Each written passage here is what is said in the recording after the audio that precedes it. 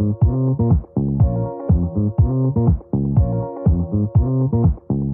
Crusaders, it's Friday, April 3rd. This week, the broadcasting team has brought you our third video from home. We hope that you're hanging in there and finding things to do to stay productive.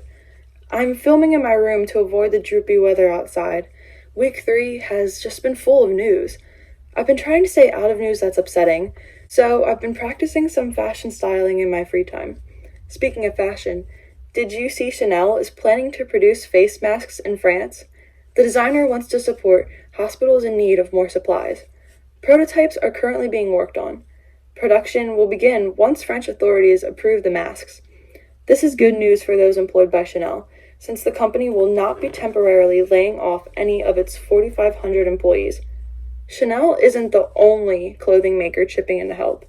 Isaac has that story. Billionaire Michael Rubin, owner of the Fanatic Sports Clothes Production Company, wants to help healthcare workers. He is converting his Easton, PA warehouse to make new masks and gowns for medical staff. Over 1 million of each will be produced for those in Pennsylvania, New York, and New Jersey, which are struggling more with COVID-19 cases. Rubin's company boasts that it has the world's largest collection of sports apparel to outfit all fans. Now, he says his goal is to outfit the doctors and nurses fighting the virus on the front lines. Major League Baseball players will be outfitted in their official uniforms so they can play ball. Jamie Ely has the story. I have good news for baseball fans. It looks like we may be seeing an entire season after all. Major League Baseball owners and players just agreed that they were willing to extend the season as long as needed to cover as close to a full schedule as possible. This means we could see the World Series at Christmas time.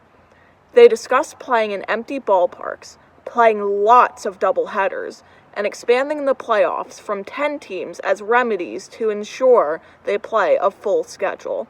So this Christmas, MLB fans will receive 2 perfect gifts: the gift of a full season and the gift of an exciting World Series. And Seth found a restaurant owner who has quite the gift for his employees. 3.3 million Americans lost their jobs so far because of the coronavirus. Many are wondering how they'll make ends meet. Kent Taylor, the CEO of Texas Roadhouse, is offering to help his workers. Taylor is electing to forego his base salary and incentive bonus to help support his laid-off hourly restaurant employees. There are about 58,000 of them.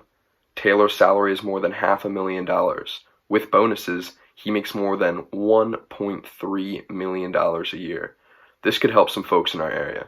There's a Texas Roadhouse on Lincoln Highway near Dutch Wonderland. Working from home has its own challenges, as Margaret found out. We're doing schoolwork online along with millions of people who are also forced to work from home, and it's not always easy. It seems that a big distraction is our pets. While we might be bored and upset about staying at home, our pets probably love it and are begging for our attention. Others might wonder why we're home all the time.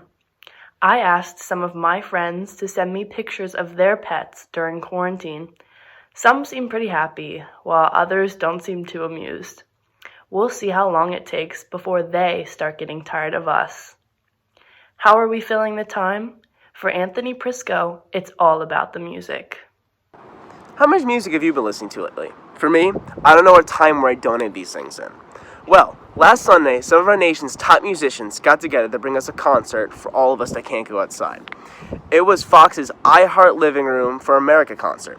Elton John hosted it.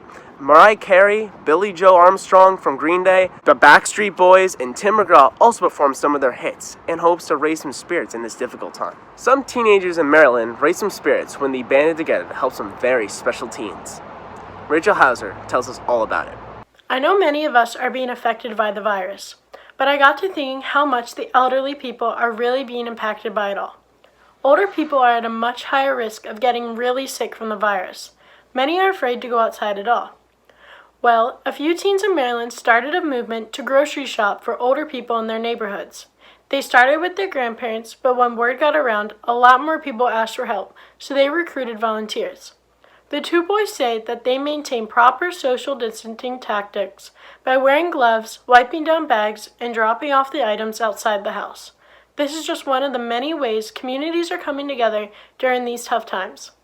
Speaking of having tough times, New York City has been hit hard. Miles is following that story. Hello, Lancaster Catholic. I'm Miles Durrett, and I spent this morning reading, which is what people in Central Park's East Meadow on the Upper East Side normally did.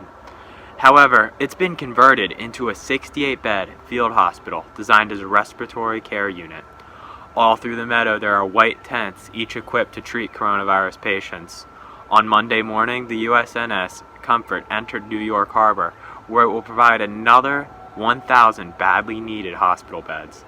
Governor Andrew Cuomo made an urgent plea to healthcare workers from across the country to come to New York City, which is considered the epicenter of the epidemic in America. An American tradition is finding new popularity during the shutdown. Aria has that story.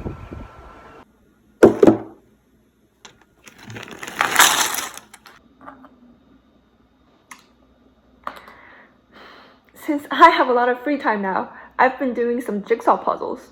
It's not going too well though. If you have puzzles at home and are looking to get some new ones, you may be out of luck, because there's a shortage of puzzles. With millions of Americans stuck at home like you and me, jigsaw puzzles went from the number 2,000 or so on the most searched item list on Amazon, all the way up to number 7 within the past 2 weeks. The industry simply cannot keep up with the demand. Last time jigsaw puzzles were this popular was during the Great Depression. Many people out of jobs started making them at home and selling them to neighbors. Getting together with friends and neighbors has been nearly impossible, but Matt has apparently found a way. I know a lot of you are probably bored because we can't really go anywhere because everything is closed, but actually you can meet up with friends if you follow the safety precautions by staying 6 feet away from each other. So what the boys and I are going to do today is just go and park our cars in a little circle and just have a group hangout, you know?